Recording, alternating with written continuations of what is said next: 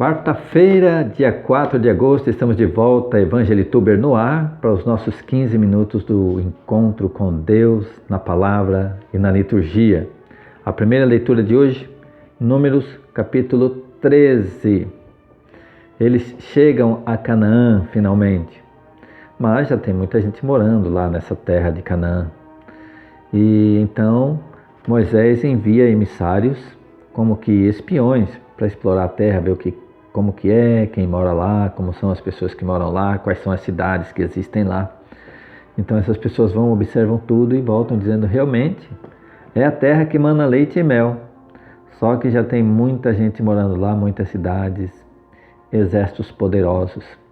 E aí eles descobrem que, para tomar posse, eles vão ter que lutar. Deus abençoa, Deus dá o caminho, mas eles vão ter que lutar para conquistar a terra de Canaã. Vamos à primeira leitura de hoje, então.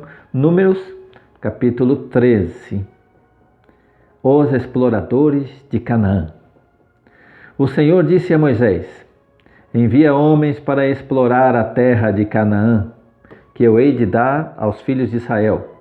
Enviarás um homem de cada tribo patriarcal. Lembra que eram 12 tribos? Um de cada tribo patriarcal, tomados todos entre os príncipes. Agora vamos saltar para o versículo 25. Tendo voltado os exploradores, passados 40 dias. Então eles ficaram 40 dias explorando, conhecendo a região. Agora vamos ao capítulo 14. Toda a assembleia pôs-se a gritar e chorou aquela noite, porque tiveram uma decepção. Já tinha gente morando lá em Canaã, eles iam ter que lutar por aquela terra. Então toda a assembleia pôs-se a gritar e chorou aquela noite. Vamos ao capítulo 14, versículo 26. O Senhor disse a Moisés e a Arão, até quando sofrerei eu esta assembleia revoltada que murmura contra mim? Ouvi as murmurações que os israelitas proferem contra mim. Disse-lhes, juro por mim mesmo, diz o Senhor, eu vos tratarei como vos ouvi dizer. Vossos cadáveres cairão nesse deserto. Todos vós que fostes recenseados de idade de 20 anos para cima e que murmurastes contra mim.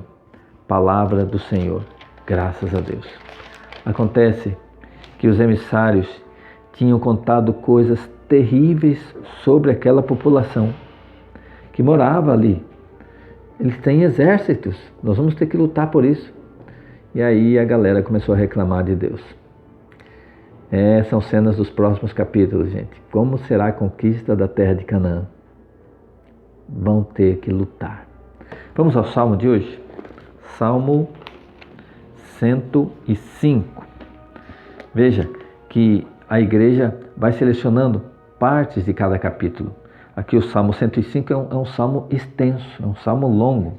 Deixa eu observar aqui, o Salmo 105 tem aproximadamente 48 versículos. Claro que não vamos ler os 48 na missa. Então, a igreja separou alguns versículos. Olha, Salmo 105, o versículo 6 e 7. Depois, vamos ao 13 e 14. Depois, 21 e 20, de 21 a 23. E aí encerra os trechos do Salmo de hoje. Vamos rezar juntos esse Salmo? Salmo 105, versículos 6 e 7. Como nossos pais, nós também pecamos. Ele está falando aqui daquele povo lá no deserto que eu acabei de ler. Como nossos pais, nós também pecamos. Cometemos a iniquidade, praticamos o mal. Nossos pais no Egito não desprezaram os vossos milagres. Esqueceram a multidão de vossos benefícios e se revoltaram contra o Altíssimo no Mar Vermelho. Depois de tudo que Deus fez, eles esqueceram. Versículo 13. Depressa, porém, esqueceram suas obras e não confiaram em seus desígnios. Entregaram-se à concupiscência no deserto e tentaram a Deus na solidão. Agora versículo 21. Esqueceram a Deus que os salvara, que obrara prodígios no Egito, maravilhas na terra de Cã, estupendos feitos no Mar Vermelho. Já cogitava em exterminá-los, se Moisés, seu eleito, não intercedesse junto dele para impedir que sua cólera os destruísse. Amém, aleluia. E lá vai Moisés como ponte entre Deus. Deus iria destruir aquele povo, mas Moisés vai e ora e pede a Deus que tenha misericórdia, que tenha clemência, que tenha paciência. Esse é o papel do intercessor. A gente pede, e muitas vezes Deus muda os planos. Deus faz o que Ele quer, se Ele quer mudar os planos, Ele muda. É por isso que nós pedimos graças e bênçãos a Deus, mesmo sem saber se são dos planos de Deus. E Ele decide. Agora, há uma certeza, Deus é nosso Pai, e o Pai ama, e o Pai quer abençoar. Essa é a nossa sorte. Amém? Vamos ao Evangelho de hoje, Mateus 15, versículo 21 ao 28. A fé manifestada por uma pagã. Essa é uma das passagens que mais me intrigaram quando eu a li pela primeira vez, porque essa pagã pede a Jesus um milagre, uma cura, e ele a ignora totalmente, não dá a mínima. Parece que Jesus foi até grosseiro quando ele chega a dizer para ela assim, não convém dar o pão dos filhos a outros. Eu não sei, ele usou uma expressão bem dura, né? Não convém jogar aos cachorrinhos o pão dos filhos. Olha que expressão que Jesus usa com aquela mulher. Dar aos cachorrinhos o pão dos filhos. E aí ela, num gesto de humildade, vai dizer assim, não, mas os cachorrinhos comem as migalhas que caem da mesa dos filhos. Por fim, ela vai ser abençoada. Mas por que essa dureza de Jesus com ela? E uma vez eu fui pregar sobre essa passagem e eu fiquei intrigado e fui procurar saber quem era ela. Aqui diz que é uma cananeia. Os cananeus têm uma outra religião diferente da dos judeus. Jesus foi enviado aos judeus. E essa religião dos cananeus cometia coisas terríveis, inclusive sacrifícios de crianças. Sacrificavam seres humanos. Jesus, então, ao rejeitar aquele pedido, ele estava dizendo para todos, eu não tenho nada a ver com essa religião. Eu não tenho parte com essa religião dessa mulher. Essa mulher não tem parte na minha religião. Jesus é judeu, ele foi enviado aos judeus, profetizado pelos profetas. Eu fui enviado para os filhos de Abraão, Isaac e Jacó. Por fim, depois daquela demonstração de humildade, Jesus a abençoa também. Vamos à leitura então. A fé manifestada por uma pagã. Mateus, capítulo 15, 21. Pelo sinal da Santa Cruz, livrai-nos Deus, nosso Senhor, dos nossos inimigos. Em nome do Pai, e do Filho e do Espírito Santo. Amém. Jesus partiu dali e retirou-se para os arredores de Tiro e Sidônia. E eis que uma cananeia, originária daquela terra, gritava, Senhor, filho de Davi, tem piedade de mim, minha filha está cruelmente atormentada por um demônio. Jesus não lhe respondeu palavra alguma. Seus discípulos vieram a ele e lhe disseram com insistência, despede-a, ela nos persegue com seus gritos. Jesus respondeu-lhes, não fui enviado senão as ovelhas perdidas da casa de Israel. Ou seja, eu fui enviado aos judeus, eu vou atender aos judeus, não aos cananeus. Como que eles dissessem, não é esse povo que sacrifica seres humanos, até os próprios filhos. Eu fui enviada aos dispersos da casa de Israel. Mas aquela mulher veio prostrar-se diante dele, dizendo, Senhor, ajuda-me.